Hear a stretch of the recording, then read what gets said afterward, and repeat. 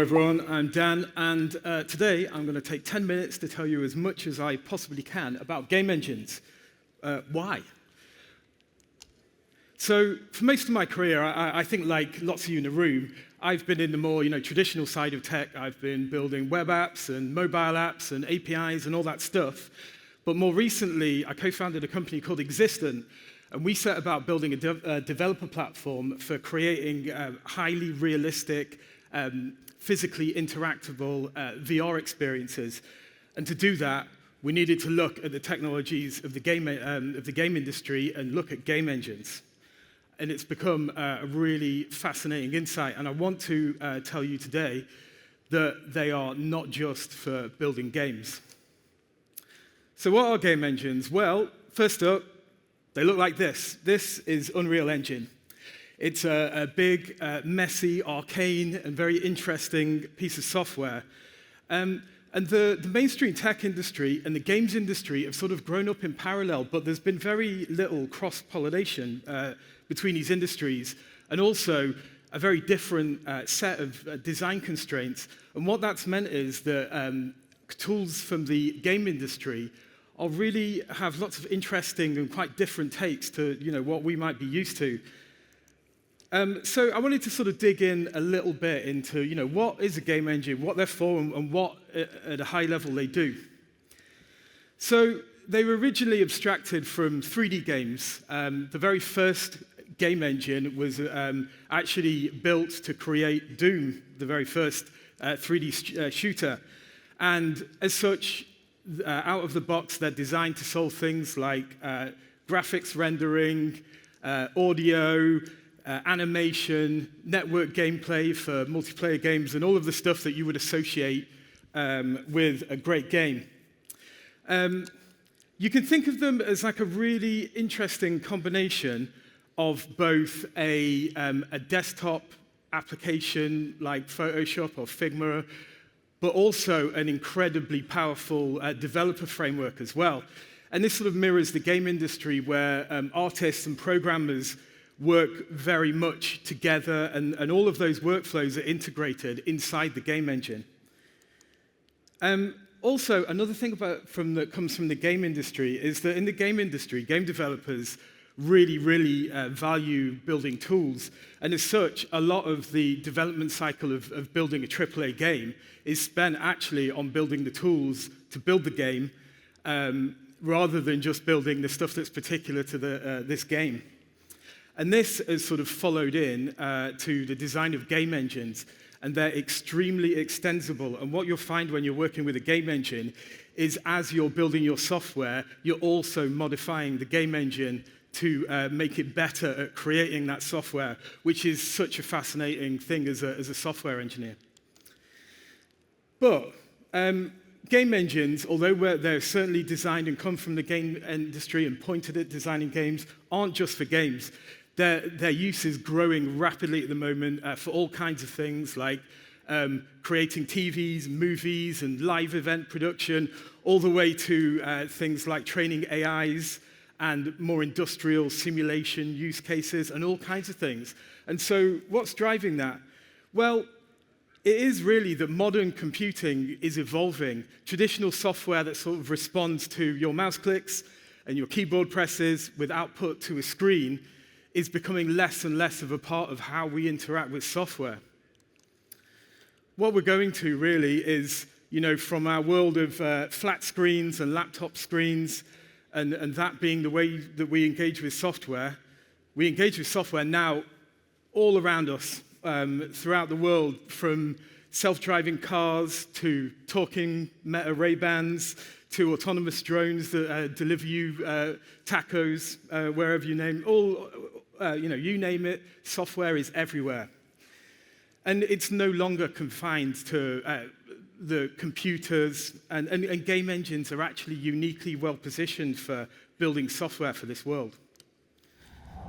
If you're enjoying this, Lead Dev's got loads more to offer. I have written some blog posts for the website in the past. I know the recordings from all the conferences are up there. You should definitely check it out. Lead Dev can offer you a variety of things, from blogs, webinars, panels, Slack community which is super supportive. So make sure you check out leaddev.com.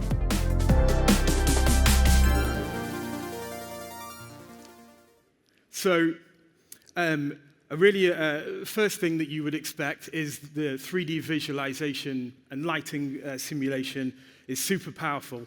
The levels that at the forefront of the game engines and what they can produce graphically is absolutely mind-blowing and is really useful for all kinds of use cases, which I'll show later. And not only can you work with audio, but they can produce really well spatialized audio. So not only can you play a sound, but you can put that sound at a location in a virtual world and have it act very realistically. They also have incredibly highly developed physics engines as well. So you can create a floor that's hard or a floor that's bouncy, objects that shatter when they are hit with a certain force. All kinds of things can be mapped and simulated realistically. And it's not just physics, but there's a whole suite of simulations that are available to you in game engines. So fluid simulations, fire, smoke simulations, simulations of skeletons. So you can map to a human range of movement and all kinds of things.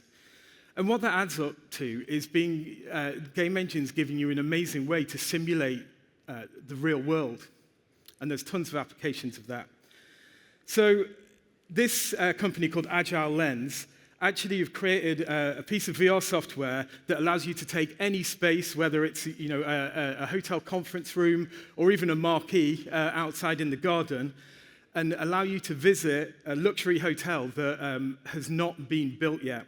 So a group of people can wear VR headsets and wander around in this hotel, check out what the cinema's like, wander up to the rooftop bar, have a look what the view's like from the 70th floor and so on. It's really quite amazing and a unique way to be able to kind of understand what it's going to be like in this building. Another sort of really powerful use case is being able to train industrial robots on procedurally generated environments. So rather than having to find factory floors with lots of different configurations to be able to train these robots, this software procedurally generates an infinite amount of different configurations of factories which act realistically as well, and then the CV AI algorithms that drive these robots can train without having to move to the physical world. The next really big thing that is happening and has been happening for a long time in computing is that we're moving from this request-response world of pressing a button and then waiting for something to happen to a world of real-time feedback.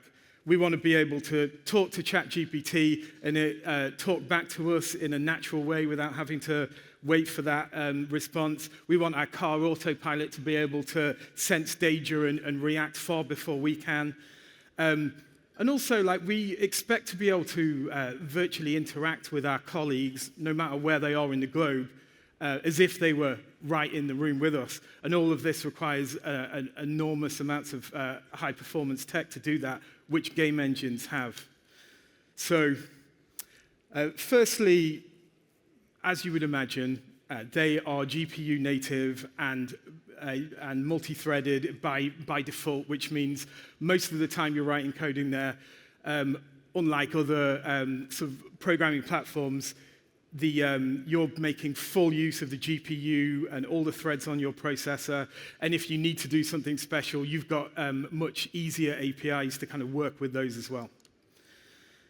Secondly, they're incredibly cross-platform. So coming from the requirements of games where a game is only successful if you can deploy it on as many platforms as possible, and also, I suppose, because they work with the low-level graphics APIs, they have extremely reliable cross-platform support across all kinds of different devices. This can extend to, from in-car systems to AR devices to everything in between. And they even reliably can build web versions of these of your software as well. They also have high-performance networking, massively multiplayer games are a thing, and their network stack must support that. So even with enormous amounts of data going over the network, they're extremely optimized to work with that and deliver sub-millisecond times on updates and everything else that you need to happen.